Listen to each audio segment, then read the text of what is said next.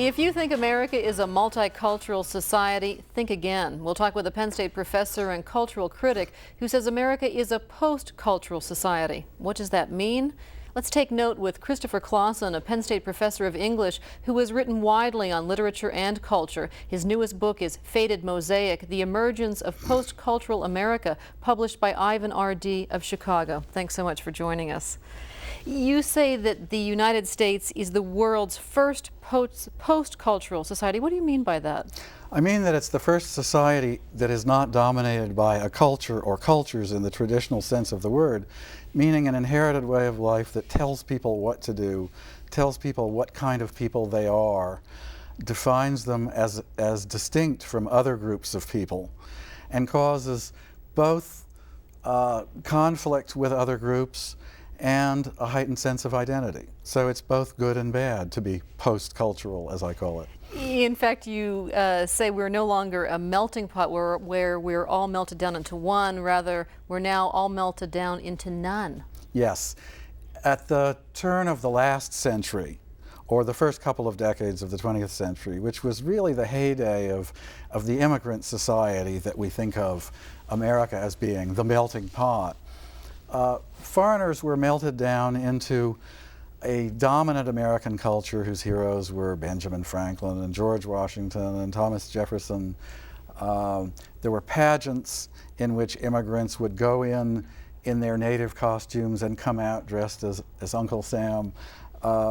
This was a change in identity that was very dramatic, and there was no question either what you were leaving or what you were joining.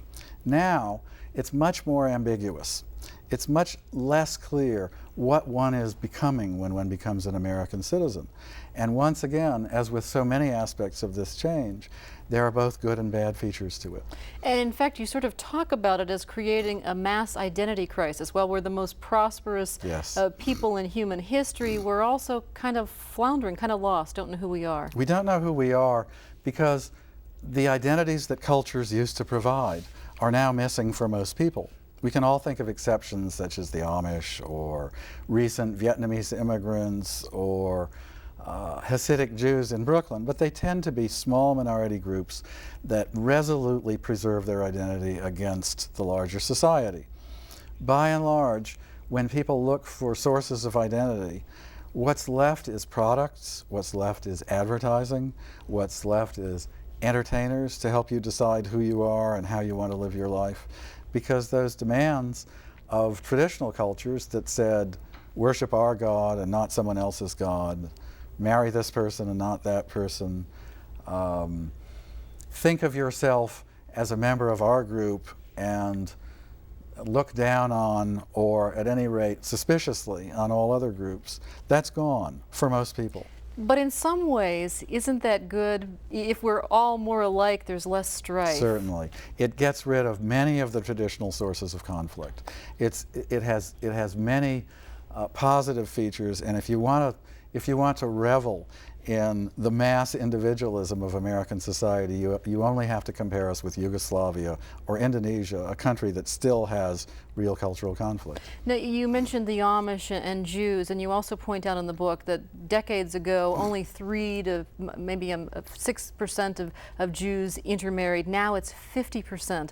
It's interesting because my sister is married to, she was raised Catholic and she married someone Jewish, and the result is that their children are raised nothing. Yes. The multicultural assumption is that in a marriage between people from two traditions, whether they're religious or ethnic or racial, the children will be bicultural in some sense. The children will be the inheritors of both. In practice, what happens more often is that the children are outside of both, as in the example that you're describing. The children are neither one religion nor the other. They can take bits and pieces of both heritages, but that's not the same thing as really belonging to either.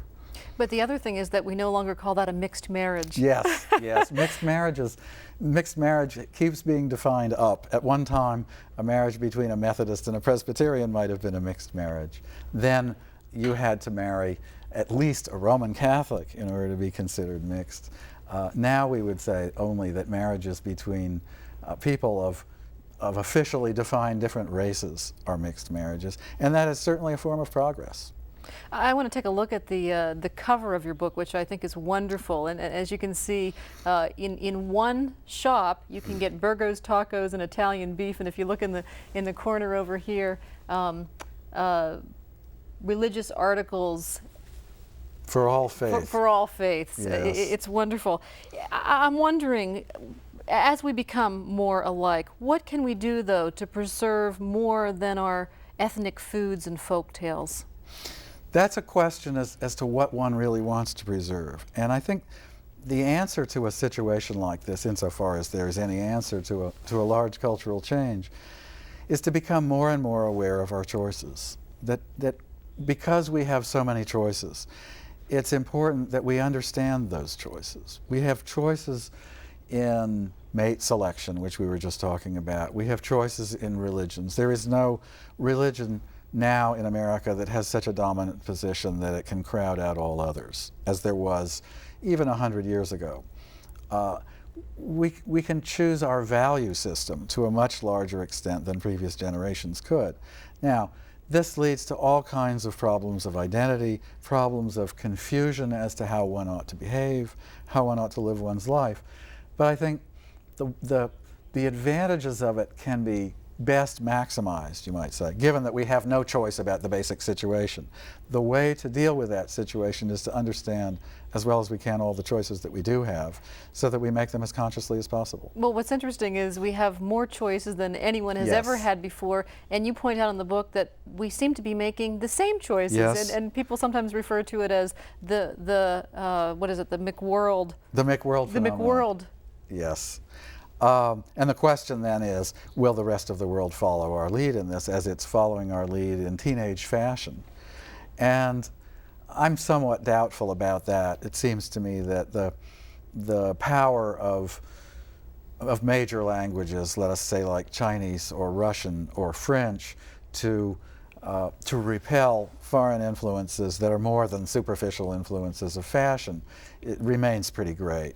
But the question of everybody seeming alike because cultural differences have largely vanished is a real problem, and certainly has something to do with the fact that we all see the same advertisements, and advertising has become so important in the absence of other kinds of influences. So you don't see a post-cultural world? I think not. I think some societies are more susceptible to it than others, and that large societies like the in a sense, there aren't any societies like the United States, but other large societies that are made up of immigrants almost entirely, so that everybody comes here originally as a foreigner, and everybody has a kind of equal necessity to find some basis for life in a new land where the conservative influences from the old land don't operate in the same way.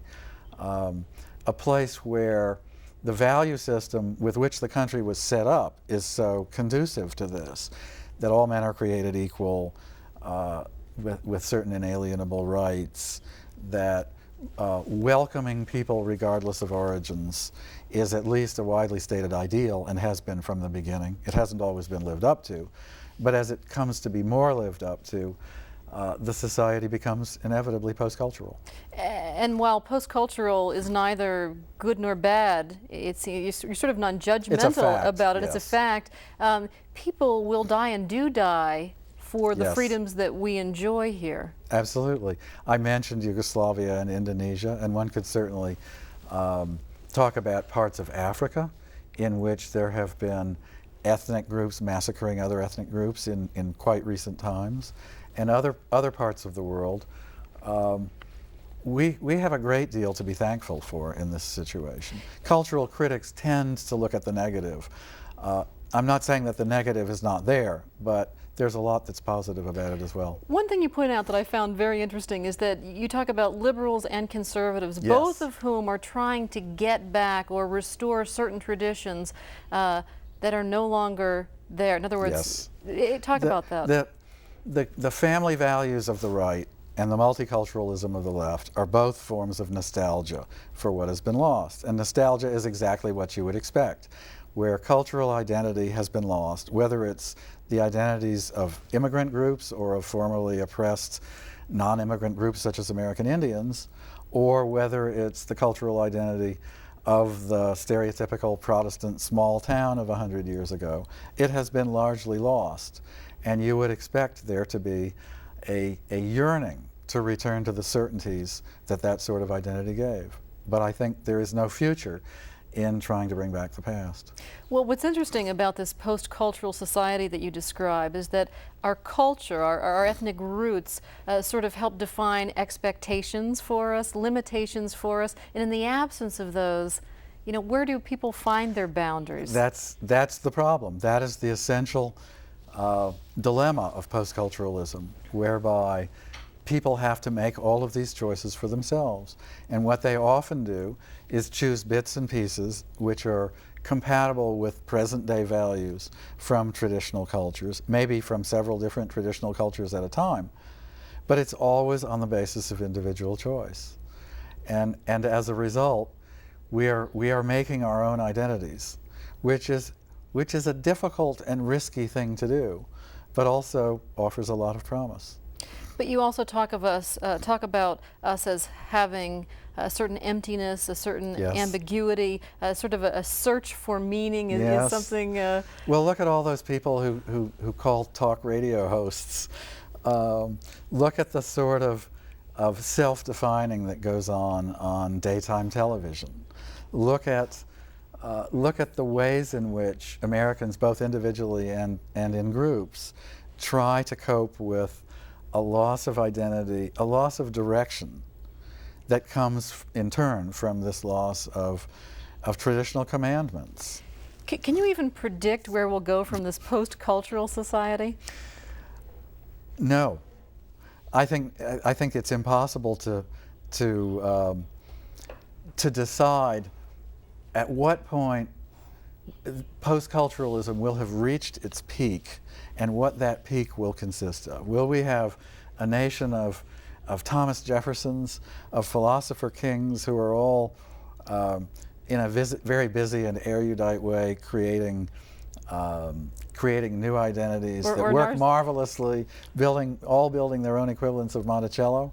Or will we have a society of people who all simply wander from Walmart to the studio audience of daytime television? Self-indulgent consumers. Self-indulgent, we'll see. We'll have to wait consumers. and see. Thanks so much for being with us. We've been talking with Christopher Clausen, whose new book is Faded Mosaic. For Take Note, I'm Patty Satalia.